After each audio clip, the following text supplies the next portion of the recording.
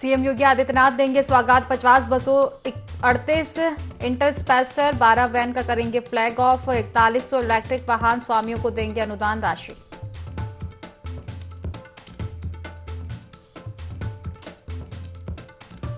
मध्य प्रदेश में भी पैर जमाएगी समाजवादी पार्टी। सपा ने कार्यालय के लिए खजुराहो में खरीदी जमीन। ऑफिस का जल्द शिलान्यास करने जाएंगे अखिलेश यादव।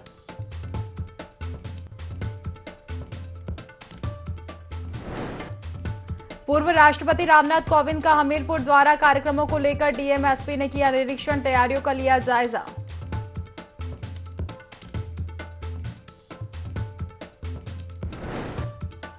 बांदा में दुकान में लगी आग, लाखों का सामान जलकर हुआ खाक। कड़ी मशक्कत के बाद आग पर पाया काबू।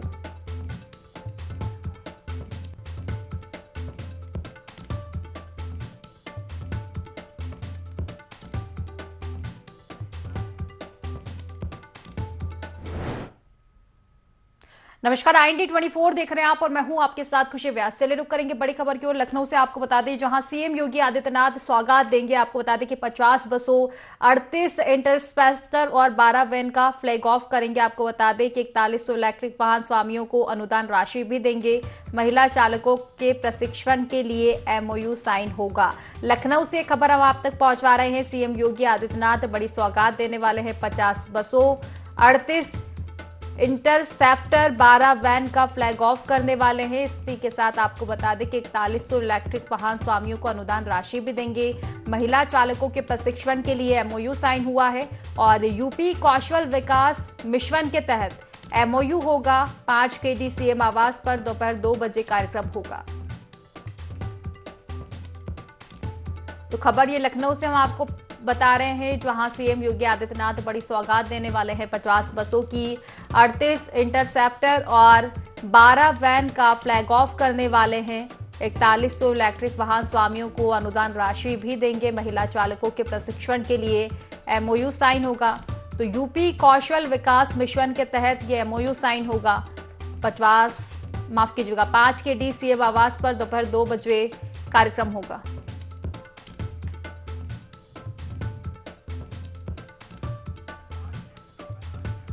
विस्तार से चर्चा करेंगे। आशिफ हमारे साथ फोन लाइन पर जुड़ चुके हैं। आशिफ, सीएम योगी आदित्यनाथ बड़ी सौगात देने वाले हैं। 4100 इलेक्ट्रिक वाहन स्वामियों को अनुदान राशि दी जाएगी। जी बिल्कुल, बता दूं कि यूपी कौशल विकास मिशन के तहत एक MO होगा और यह 5 KD CM आवास पर दोपहर 12 बजे इस कार्यक्रम की शुरुआत की गई है, जिसमें यूपी सीएम योगी आदित्यनाथ आज 50 बसों, 38 इंटरसेप्टर, 12 वैन का फ्लैग ऑफ करेंगे और साथ ही साथ 4100 इलेक्ट्रिक वाहन स्वामियों को अनुदान राशि भी प्रदान करेंगे। और इसके अलावा महिला चालकों के प्रशिक्षण के लिए MOU साइन भी होगा, एक लिखा पढ़ी भी होगी। और सारा कार्यक्रम यूपी कौशल विकास मिशन के तहत किया जा रहा है, जिसमें जो है किस तरह से विकास की लकीर खींची जाए और विकास की लकीर को आगे बढ़ाने के लिए यूपी सीएम योगी आदित्यनाथ का यह आज दोपहर 2 बजे बेहद अहम कार्यक्रम है। और एक संदेश भी देना है यूपी सीएम को कि वह किस तरह से जिस तरह से विपक्ष लगातार सीएम योगी पर और बीजेपी सरकार पर हमलावर होता है, उसका जवाब देने के लिए आज यूपी सीएम यूपी कौशल विकास मिशन के तहत इस कार्यक्रम में कई अहम फैसले लेंगे और साथ ही साथ जो है कौशल विकास मिशन को आगे भी बढ़ाया जाएगा। जी चलिए, फिलहाल बने रहिए आप हमारे साथ, कुछ और भी चर्चा हम आपसे करेंगे। आशिफ,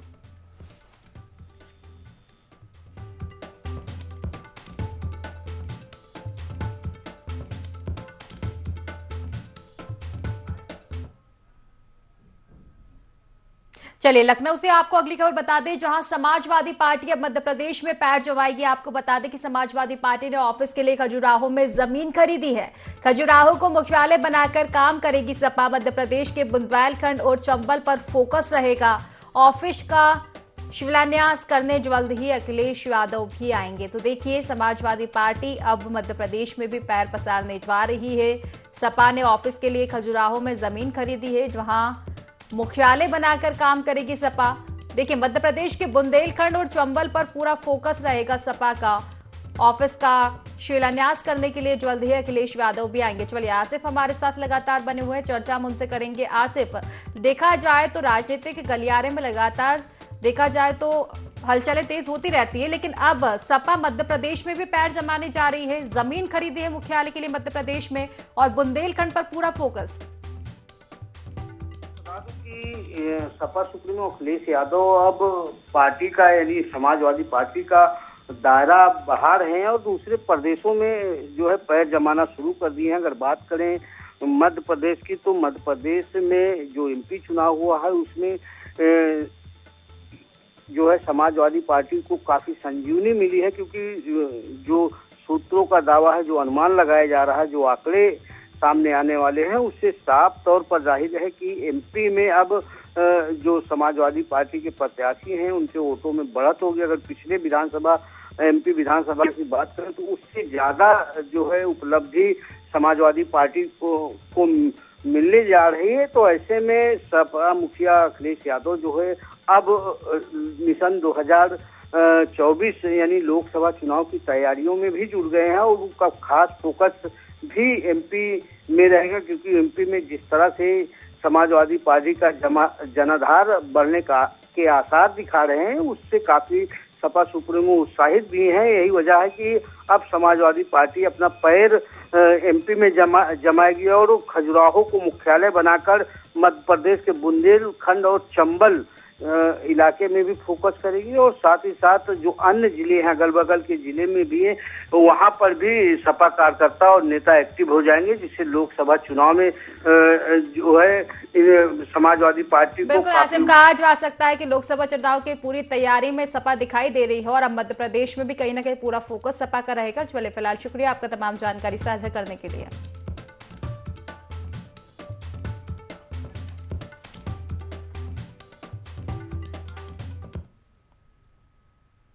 चलिए, हमीरपुर से अब आपको खबर बता दें, जहां पूर्व राष्ट्रपति रामनाथ कोविंद का हमीरपुर आगमन रहेगा। आपको बता दें कि कार्यक्रम को लेकर डीएम एसपी ने निरीक्षण किया है, कार्यक्रम स्थल पर तैयारियों का जायजा लिया, सुरक्षा व्यवस्था के साथ मैदान में बैरिकेडिंग की व्यवस्था भी देखी। हमीरपुर के नेवादा में आपको बता दें कि आज से रामकथा शुरू होगी और इसमें शिरकत करेंगे पूर्व राष्ट्रपति रामनाथ कोविंद। इसी को लेकर आपको बता दें कि हमीरपुर पहुंचेंगे पूर्व राष्ट्रपति रामनाथ कोविंद।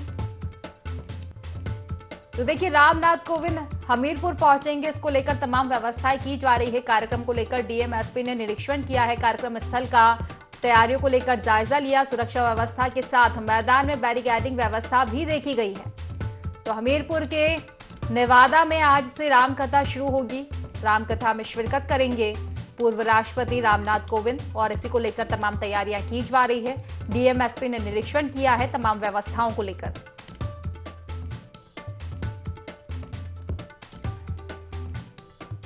तो पूर्व राष्ट्रपति के हमीरपुर दौरे को लेकर पूरी तैयारियां की गई है, चाक चौबंद व्यवस्थाएं की गई है। इसी को लेकर डीएम एसपी ने कार्यक्रम स्थल का निरीक्षण किया है, सुरक्षा व्यवस्था से लेकर तमाम व्यवस्थाओं का जायजा भी लिया है।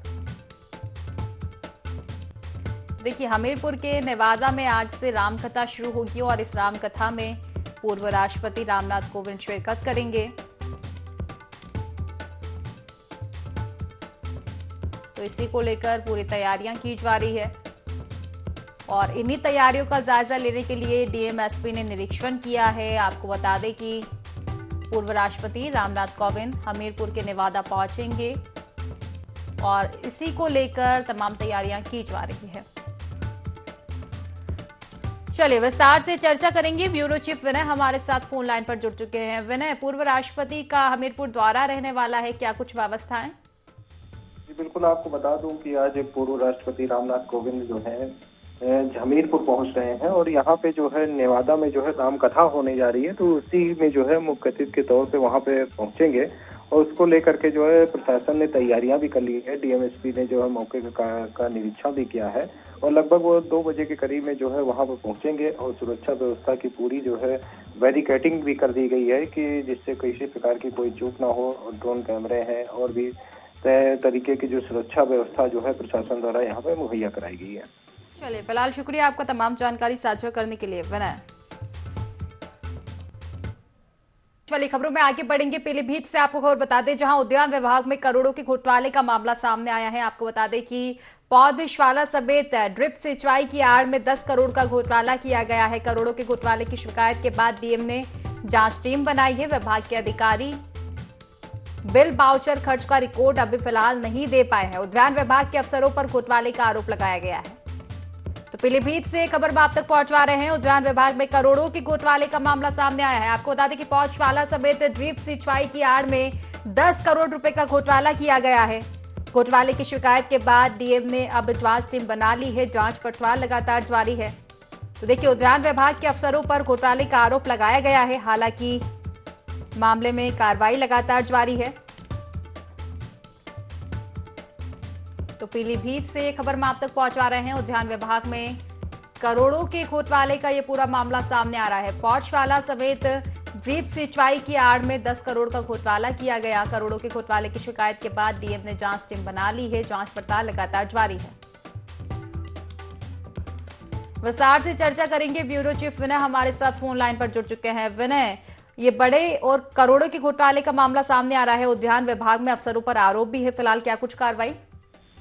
जी बिल्कुल, आपको बता दूं कि पीलीभीत में उद्यान विभाग द्वारा जो है अफसरों की काली करतूत सामने उजागर हुई है और यहाँ पे लगभग करोड़ों रुपए का घोटाले का मामला सामने आया है। इसमें जो है जांच जो है डीएम के निर्देश पे जांच टीम कर रही थी और जांच में इस मामले का खुलासा हुआ है और 15 दिन बाद जो है जबकि जांच भी हो चुकी थी, लेकिन जो घोटाले की जांच थी वो रिपोर्ट प्रस्तुत नहीं की जा रही थी और रिपोर्ट मिलते ही डीएम ने जो एक्शन भी लिया है और जो इसमें जिम्मेदार अधिकारी भी थे उनकी यहाँ पे कार्यशैली उजागर हुई है। इन भ्रष्टाचार में लिप्त पाए गए हैं और वजह ये थी कि जो वन विभाग में पौधशाला की ड्रिप सिंचाई होती है उसकी आड़ में जो है लगभग 10 करोड़ रुपए का घोटाला करने का मामला उजागर हुआ है जांच टीम द्वारा। अब ये देखने वाला हुआ कि शासन जो है इन भ्रष्टाचार जो अधिकारी हैं उनके खिलाफ क्या कार्रवाई करता है। चलिए, फिलहाल शुक्रिया आपका तमाम जानकारी साझा करने के लिए विनय।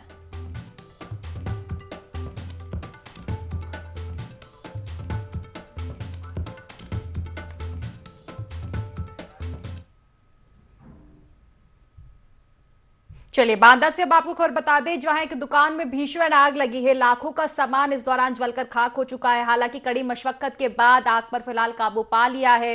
बबेरू कोतवाली थाने के औगासी का ये पूरा मामला बताया जा रहा है। तो बांदा से खबर हम आप तक पहुंचा रहे हैं। दुकान में भीषण आग लगी है, इससे लाखों का सामान जलकर खाक हुआ है। कड़ी मशक्कत के बाद आग पर काबू पा लिया गया है। बबेरू कोतवाली थाने के औगासी का ये पूरा मामला। तो देखिए, तस्वीरें सामने आई हैं। आप देख सकते हैं टीवी स्क्रीन पर कितनी ये भीषण आग है। हालांकि आग पर काबू पा लिया गया है, लेकिन इस आगजनी में लाखों का नुकसान हुआ है। चलिए, विस्तार से चर्चा करेंगे। ब्यूरो चीफ विनय हमारे साथ फोन लाइन पर जुड़ चुके हैं। विनय, दुकान में भीषण आग लगी है, लाखों का नुकसान भी हुआ है, क्या कुछ कारण रहा आग का? बिल्कुल, आपको बता दूं कि बांदा में है जूते की जो दुकान थी उसपे जो है अज्ञात कारणों से आग लगी है, जिसमें जो है पूरी दुकान जलकर खाक हो गई और स्थानीय लोगों और जिला के जो अधिकारी थे उनके मौके पहुंचने के बाद जो है अग्निशमन की गाड़ियां आती हैं। उसके बाद घंटों बाद जो है आग पर काबू पाया जाता है, लेकिन तब तक की पूरा सामान जलकर के खाक हो जाता है और अनुमान लगाया जा रहा है कि बिजली की तार सर्किट से जो है ये वारदात की घटना घटी है और इस मामले की जांच भी जो है अग्निशमन के अधिकारी कर रहे हैं कि आखिर वो वजह क्या थी जिसकी वजह से आग लगी हुई है। चलिए, फिलहाल शुक्रिया आपका तमाम जानकारी साझा करने के लिए विनय।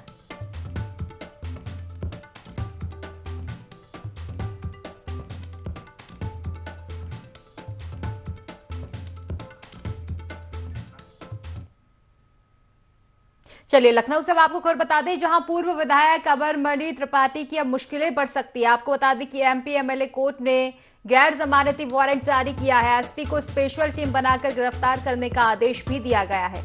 22 साल पहले अपहरण कांड मामले में ये एक्शन हुआ है। आपको बता दें कि वारंट तामील कर गिरफ्तार कर हाजिर करने के एसपी को निर्देश दिए हैं कोर्ट ने। तो देखिए, आपको बता दें कि चर्चित मधुमिता हत्याकांड में हाल ही में त्रिपाठी छूटे थे। अमरमणि सहित 2 अन्य नैनिश शिवम के खिलाफ भी वारंट जारी किया गया है।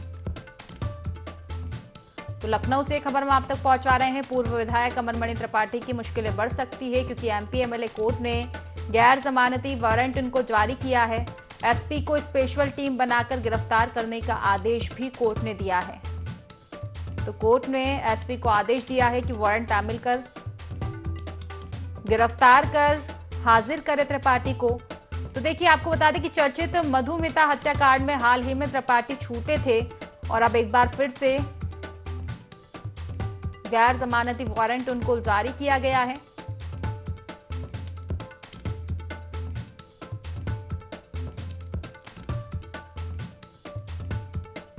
चलिए विस्तार से चर्चा करेंगे। पुनीत मोहन हमारे साथ फोन लाइन पर जुड़ चुके हैं। पुनीत, पूर्व विधायक अमरमणि त्रिपाठी की मुश्किलें बढ़ सकती है। एमपी एमएलए कोर्ट ने गैर जमानती वारंट जारी किया है। देखिए, अमरमणि त्रिपाठी तो बसपा के पूर्व विधायक हैं और पूर्व मंत्री रहे हैं। अभी हाल ही में वो जेल से छूटे हैं, लेकिन एक बार फिर उनकी मुश्किलें बढ़ सकती हैं क्योंकि 22 साल पहले हुए एक अपहरण कांड में उनका नाम सामने आया था। उस मामले में अब एक्शन हुआ है। वारंट तामील करके गिरफ्तार कर हाजिर करने का एसपी को आदेश हुआ है। एमपी एमएलए कोर्ट ने गैर जमानती वारंट जारी किया है। अमरमणि सहित 2 अन्य लोग हैं, नैनीश और शिवम, इनके खिलाफ भी वारंट जारी हुआ है। मधुमिता हत्याकांड से चर्चा में आए थे अमरमणि त्रिपाठी और काफी वर्ष इसी हत्याकांड की वजह से उन्होंने जेल में बिताया और अभी हाल ही में अच्छे व्यवहार को देखते हुए सरकार ने इन्हें जेल से रिहा किया था। जी चलिए, फिलहाल शुक्रिया आपका तमाम जानकारी साझा करने के लिए पुनीत।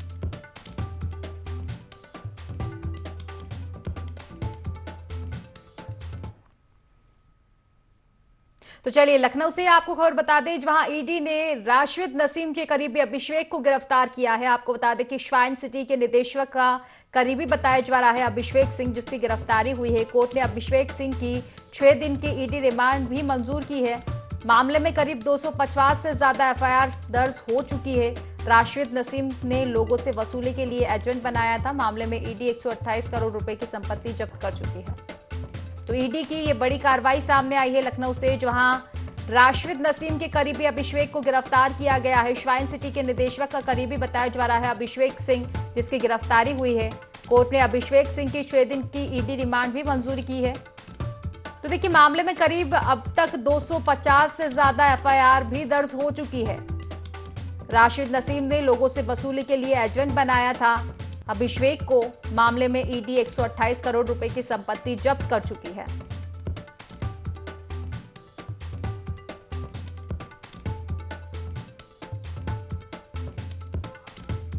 चलिए विस्तार से चर्चा करेंगे। फोन लाइन पर आकर्ष शुक्ला हमारे साथ हमारे सहयोगी जुड़ चुके हैं। आकर्ष, देखा जाए तो काफी बड़ा मामला है। हालांकि ईडी ने कार्रवाई को अंजाम दिया है और अभिषेक सिंह की गिरफ्तारी हुई है। मामले में क्या कुछ पूरा मामला? देखिए, ये बात आपको बता दूं कि राशिद नसीम और उनकी टीम ने राजधानी लखनऊ के गोमती नगर थाना क्षेत्र से लगभग 10,000 पीड़ितों से 70,000 करोड़ की ठगी करी थी और उसके बाद से राशिद नसीम जो है वो दुबई से बैठ के इसका संचालन कर रहे थे। ईडी लगातार कार्रवाई कर रहा था और लगातार इस पर चाहे ईओडब्ल्यू हो, पुलिस की मिलीभगत की बात करी जा रही थी। फिर जांच ईओडब्ल्यू को दी गई। ईओडब्ल्यू की भी जब मिलीभगत इसमें सामने आने लगी तो फिर मामला ईडी को दिया गया और ईडी ने अभी कुछ ही दिन पहले शशि बाला को गिरफ्तार किया था और अब ईडी ने जो है उनके निर्देशक जो करीबी हैं उनके अभिषेक सिंह, उनको गिरफ्तार किया है और अभी 6 दिन की ईडी ने रिमांड की मंजूरी मिली है।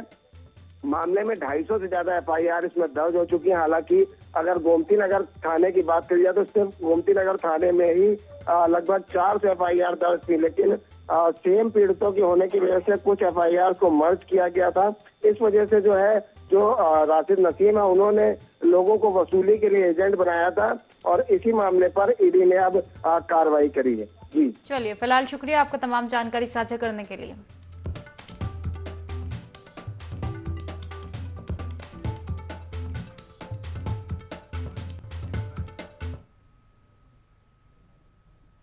चलिए खबरों में आगे बढ़ेंगे, जहां लखनऊ में स्वतंत्र प्रभार मंत्री नरेंद्र कश्यप ने मीडिया से मुखातिब होते हुए कई मुद्दों को लेकर बयान दिया। उन्होंने 5 राज्यों में हुए विधानसभा चुनाव को लेकर कहा कि 5 राज्यों में बीजेपी ने मजबूती के साथ चुनाव लड़ा है। 3 तारीख को बीजेपी 5 राज्यों में सरकार बनाने जा रही है। प्रधानमंत्री नरेंद्र मोदी के नेतृत्व में जनता ने बीजेपी पर भरोसा किया है। तो वहीं मंत्री नरेंद्र कश्यप ने जातीय जनगणना को लेकर कहा कि जातीय जनगणना को लेकर सरकार ने पहले ही अपना मत स्पष्ट कर दिया है। विपक्ष ने अपनी सरकार में जातीय जनगणना क्यों नहीं कराई।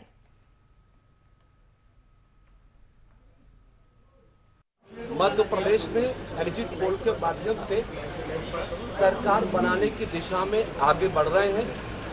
छत्तीसगढ़ में भी भारतीय जनता पार्टी ने बहुत ही मजबूती के साथ चुनाव लड़ा। उम्मीद है कि वहां भी हमारी पार्टी को बड़ी कामयाबी मिलेगी। मैं कह सकता हूं कि देश के यशस्वी प्रधानमंत्री नरेंद्र मोदी जी के नेतृत्व में 5 प्रदेशों में हुए चुनाव में देश की जनता ने, उन 5 प्रदेश की जनता ने भरोसा किया और भारतीय जनता पार्टी को इन 5 राज्यों में भारी सफलता मिली। झांसी में जिला अस्पताल से मेडिकल रिप्रेजेंटेटिव और डॉक्टर की मिलीभगत की खबर सामने आ रही है। आपको बता दें कि इसमें दवा कंपनियों ने रिप्रेजेंटेटिव मरीजों की लंबी लाइनें को तोड़कर सीधे डॉक्टर के पास जाकर अपनी दवाओं का प्रचार किया, जिससे मरीजों को परेशानियों का सामना करना पड़ रहा है। आपको बता दें कि ऐसा होने से अस्पताल में उपलब्ध दवाओं को छोड़कर डॉक्टर मरीजों को बाहर से महंगी दवाएं लिख रहे हैं। जब इस बारे में जिला अस्पताल के सीएमएस से बात की गई तो उन्होंने मामले में संज्ञान में न होने की बात कही। संज्ञान में ऐसा कोई मामला नहीं है, न ही मेरे पास कोई ऐसी शिकायत है। लेकिन अगर आप ऐसा बता रहे हैं, ऐसा हुआ है, तो मैं इसको संज्ञान में लूँगा और मैं समय समय पर सख्त निर्देश जारी करता रहता हूँ सभी चिकित्सकों के लिए कि किसी भी हाल में किसी मरीज को बाहर की दवा न लिखी जाए। जो भी दवाएं हैं, हमारे पास पर्याप्त मात्रा में अस्पताल में दवाएं उपलब्ध हैं, वही दवाएं लिखी जाएं। इसके बावजूद अगर कोई दवा नहीं है और जन औषधि केंद्र पर उपलब्ध है तो मरीज को जन औषधि के लिए प्रेरित किया जाए। संज्ञान में आता है तो उसके लिए हम सख्त कार्रवाई करेंगे, पूरी जांच करेंगे कि अगर इस तरह की बात है तो इस तरह की आगे पुनरावृत्ति न हो।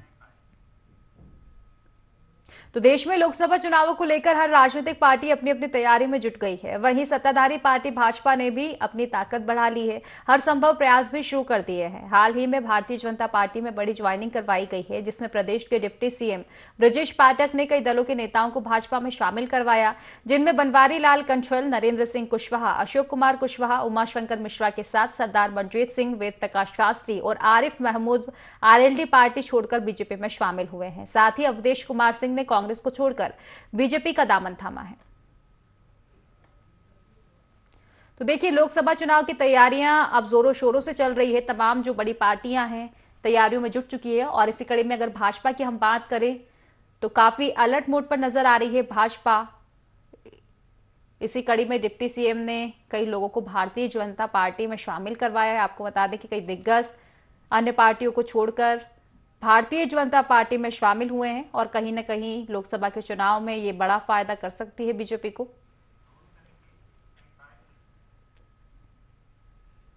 तो फिलहाल की खास खबरों में बस इतना ही। आप बने रहिए IND24 के साथ। नमस्कार।